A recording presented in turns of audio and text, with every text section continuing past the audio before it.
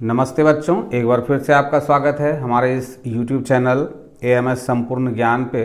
और आज हम आपके लिए लेके आए हैं बिहार बोर्ड के कक्षा 8 का ये हमारी दुनिया बुक का इकाई 1 का संसाधन का ये पार्ट 2 है। इससे पहले मैंने पार्ट 1 को बनाया है। अगर आपने उसको नहीं देखा है तो आप प्लेलिस्ट में जाके क्लास 8 की हमारी दुनिया का जो प्लेलिस्ट है उसमें जाके आप देखेंगे तो इससे पहले के पार्ट आपको मिल जाएंगे। ये दूसरा पार्ट है। इसमें क्या है, ये हम लोग आज के क्लास में देखेंगे, पढ़ेंगे, सीखेंगे। संसाधन क्या होता है, नहीं होता है, ये सब चीज़ इसके पहले पार्ट में हम लोगों ने देख लिया है। तो आपसे हमारा रिक्वेस्ट है कि अगर वीडियो क्लास में आप पहली बार आए हैं तो आप इस चैनल को सब्सक्राइब कर लें और सब्सक्राइब के बगल में जो बेल का आइकन है उसको भी प्रेस कर दें। और अगर आप इस क्लास का मैथ्स पढ़ना चाहते हैं, बिहार बोर्ड का 8 क्लास का मैथ्स पढ़ना चाहते हैं, तो भी हमारे प्लेलिस्ट में जाएं और वहां से मैथ्स को पढ़ें।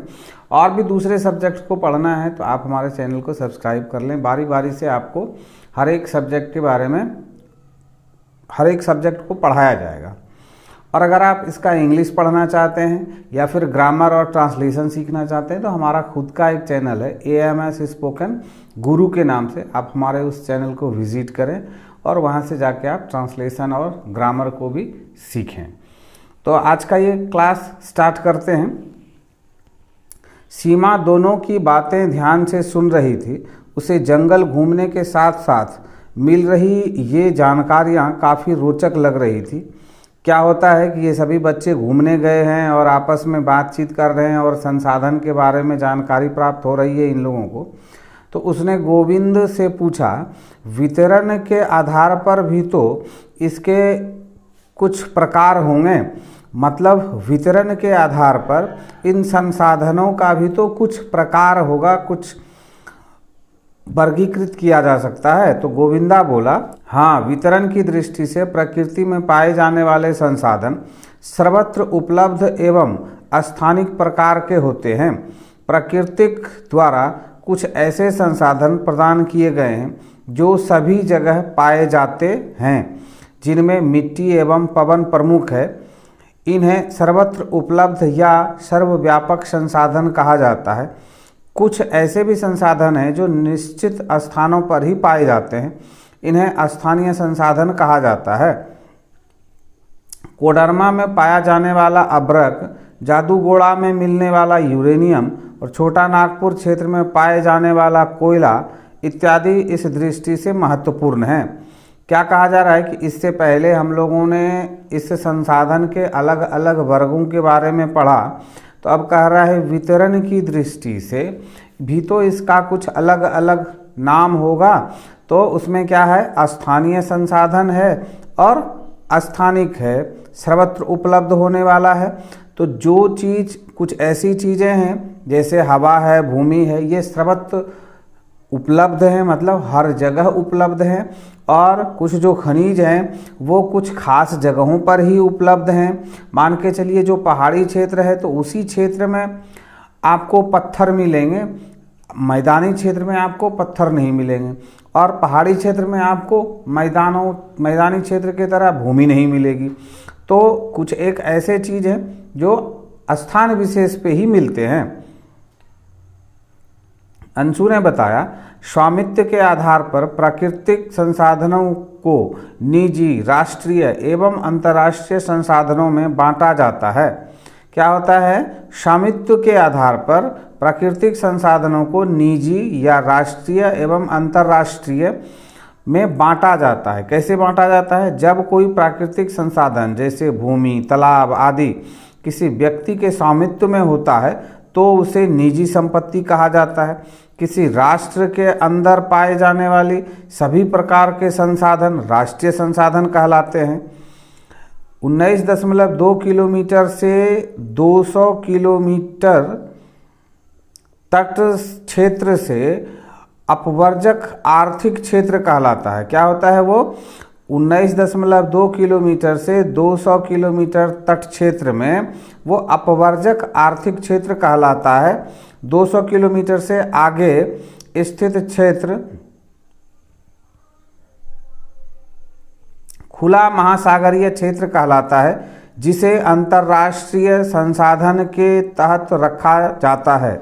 ये क्या है? समुद्री क्षेत्र में, समुद्र में आप 19.2 किलोमीटर से आगे और 200 किलोमीटर तक क्या होता है, वो अपवर्जक आर्थिक क्षेत्र है। उस क्षेत्र में मिलने वाली कोई सा भी खनिज जो है वो क्या है, वो उस देश का खनिज माना जाएगा जिसके तट क्षेत्र में वो पाया जाता है। और 200 किलोमीटर के बाद का जो होगा वो खुला महासागरीय क्षेत्र कहलाता है और वो अंतर्राष्ट्रीय संसाधन है, यानी पूरे विश्व का संसाधन है, उसमें सभी लोगों का समान अधिकार होता है। यहाँ उपलब्ध संसाधनों का उपयोग अंतर्राष्ट्रीय संस्थाओं की सहमति के बाद ही किया जाता है।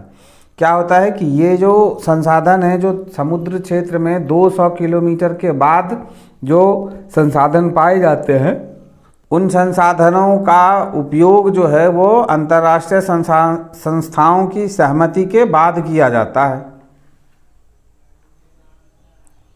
प्राकृतिक संसाधनों का वितरण एवं उपयोग। सलमा को ये जानकारी नई एवं रोचक लग रही थी। वह बड़े ध्यान से दोनों की बातें सुन रही थी। उसके मन में नए प्रश्न उभरा। क्या इन संसाधनों का वितरण सभी जगह समान है? क्या इन संसाधनों का उपयोग हम ठीक से कर पा रहे हैं? इन बातों को उसने अंशु से पूछा। अंशु ने बताया, भूमि, मिट्टी, जल, जीव जंतु, वन, खनिज पदार्थ, सूर्य का प्रकाश, नदी, सागर, पवन इत्यादि सभी प्राकृतिक संसाधनों का वितरण इस पृथ्वी पर है, परंतु यह वितरण काफ़ी असमान है, जिसका प्रमुख कारण मरुस्थल में भिन्नता का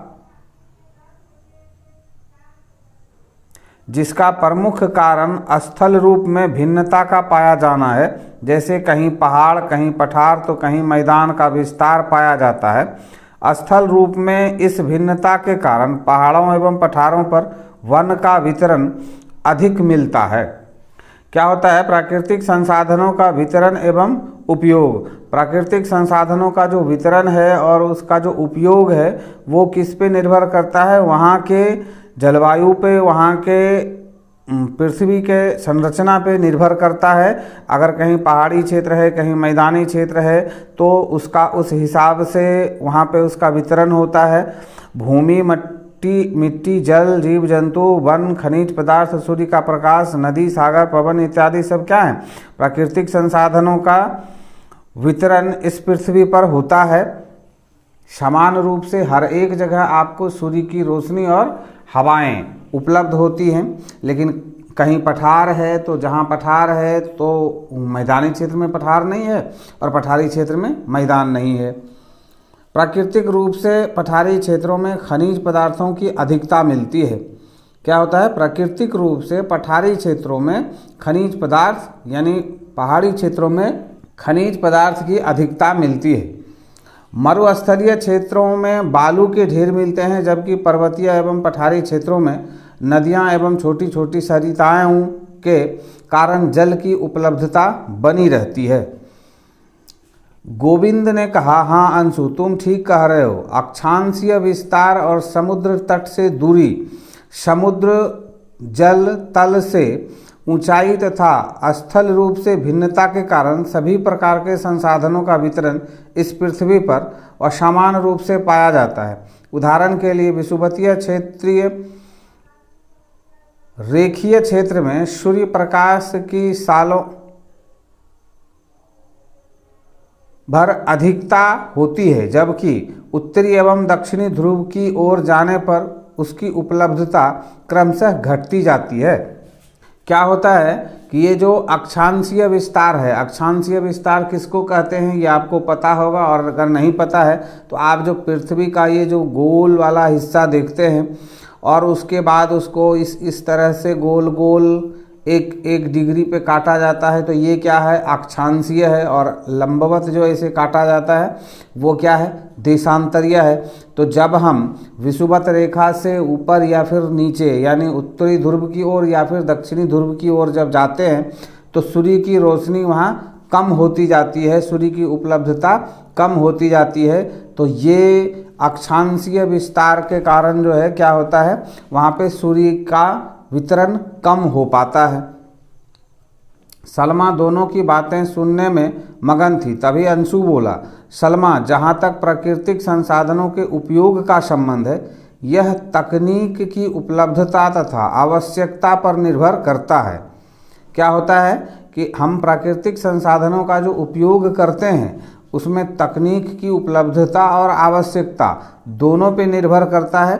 अगर हमारे पास बेहतर तकनीक है और उस चीज़ की आवश्यकता है तभी हम उन चीज़ों को बनाते हैं, और जिन खनिजों का, जिन पदार्थों का हमको आवश्यकता नहीं है तो हम उसको कुछ भी नहीं करते हैं। तो ये उसकी आवश्यकता पे और तकनीकी उपलब्धता पे निर्भर करता है। विश्व के ऐसे कई क्षेत्र हैं जो प्राकृतिक संसाधनों में संपन्न हैं तथा कुछ क्षेत्र इन मामलों में अभावग्रस्त हैं। अफ्रीका महादेश के कई देश प्राकृतिक संसाधनों के मामले में काफ़ी धनी हैं, परंतु इसके विपरीत उनके पास इन संसाधनों के उपयोग की तकनीकी उपलब्धता नहीं है। क्या है, आपके पास संसाधनों का भंडार है, लेकिन अगर आप उन संसाधनों का उपयोग नहीं करते हैं या फिर उन संसाधनों का उपयोग करने के लिए जिन तकनीकों की आवश्यकता होती है, सपोज कीजिए कि आप जिस जगह पे रह रहे हैं उस जगह के नीचे ज़मीन में बहुत सारा खनिज तेल है, लेकिन आपको अगर उन खनिज तेलों को निकालने का जो तकनीक है, उसको रिफाइन करने का जो तकनीक है, वो अगर आपके पास उपलब्ध नहीं है तो आप क्या करेंगे, आप उन संसाधनों का कोई उपयोग नहीं कर पाएंगे और उनकी आपको आवश्यकता भी नहीं है, क्योंकि आपके पास जब वो चीज़ नहीं है तो आपके पास गाड़ी नहीं होगी, तो आप फिर से उस खनिज तेल का कोई उपयोग नहीं करेंगे, तो वो संसाधन आपके लिए बेकार पड़ा रहेगा। दूसरी ओर जिन महादेशों अथवा देशों के पास प्राकृतिक संसाधनों के उपयोग की तकनीक उपलब्ध है, वे इन संसाधनों का भरपूर उपयोग कर रहे हैं। दूसरे शब्दों में, शिक्षित व तकनीकी रूप से विकसित समाज वाले क्षेत्रों में इन संसाधनों का उपयोग अधिक हो पा रहा है, जबकि अशिक्षित एवं विकासशील क्षेत्रों में इन संसाधनों का सीमित विकास एवं उपयोग हुआ है अथवा नहीं हो पाया है। क्या हुआ है, जहाँ पे लोग शिक्षित हैं, पढ़े लिखे हैं, वहाँ क्या है, वो तकनीकी रूपों से सक्षम हैं प्राकृतिक संसाधनों का उपयोग कर पाने में, और वो क्या है, वो विकसित हैं। और जो अशिक्षित हैं वो विकासशील हैं, संसाधनों का सीमित उपयोग कर पाते हैं, तो वहाँ के संसाधन जो है वो बेकार पड़े रह जाते हैं या फिर उनका कम उपयोग होता है। प्राकृतिक संसाधन संरक्षण की आवश्यकता।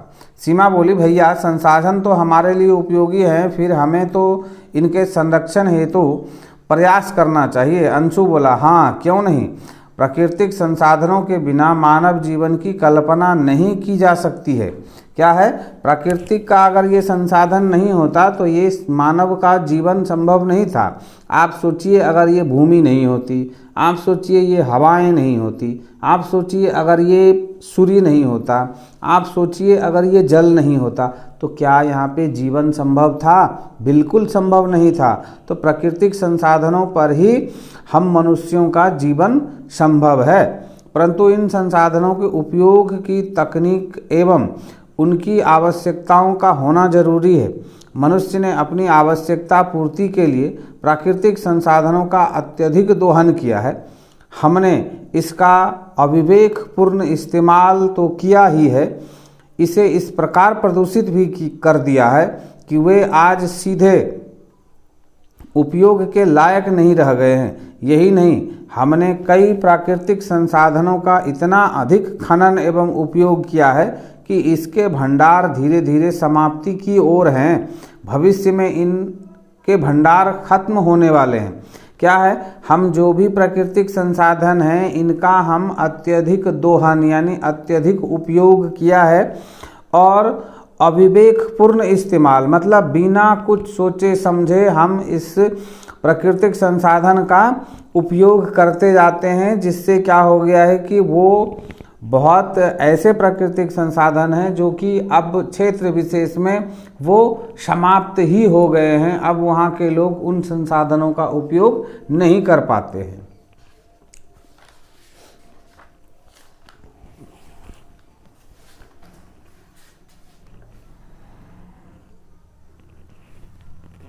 को पूरी आशंका है मानव के लिए इसका होना भविष्य में भी उतना ही जरूरी है जितना आज पृथ्वी पर जीवित सतत चलता रहे। इसके लिए यह जरूरी है कि हम इन अमूल्य प्राकृतिक संसाधनों का समुचित उपयोग सुनिश्चित करें, इसे भविष्य के लिए संरक्षित करें। क्या कहा जा रहा है कि आने वाले समय में अगर हम इसी तरह से संसाधनों का दुरुपयोग करते रहेंगे, संसाधनों का अंधाधुंध प्रयोग करते रहेंगे, तो एक दिन ये सीमित संसाधन हैं और ये खत्म हो जाएंगे। तो फिर आने वाले मनुष्य के लिए जीवन जीना बड़ा मुश्किल हो जाएगा। तो हमको भविष्य के लिए भी इन संसाधनों को संरक्षित रखना जरूरी है। सलमा बोली, हाँ भैया, हमें इसके उपयोग में सावधानी बरतनी ही होगी, अन्यथा हम स्वयं अपने लिए बड़ा खतरा पैदा कर लेंगे। तभी शिक्षक महोदय की आवाज़ सुनाई पड़ी, चलो बच्चों, सभी लोग बस में बैठ जाओ, अब हमारी गाड़ी आगे बढ़ेगी। सभी बच्चे बस में सवार हो गए, बस आगे बढ़ गई। सलमा इस बात से बहुत खुश थी कि आज उसने कई नई बातों की जानकारी हासिल की। जो आप संसाधन पे आधारित था, ये यहाँ पे आके ख़त्म होता है। अब आप इसका क्वेश्चन आंसर बनाएंगे, आप खुद से क्वेश्चन आंसर बनाएंगे। अगर आप खुद से बना पाने में सक्षम नहीं है तो आप हमको कमेंट्स बॉक्स में कमेंट्स करेंगे, तो मैं आपके लिए बना के इसको फिर से इसी प्लेलिस्ट में लगा दूंगा, तो आप वहाँ से आप अपना क्वेश्चन आंसर बना सकते हैं। तो इन्हीं शब्दों के साथ हम लेते हैं आपसे विदा और मिलते हैं हम फिर इसके अगले अध्याय में।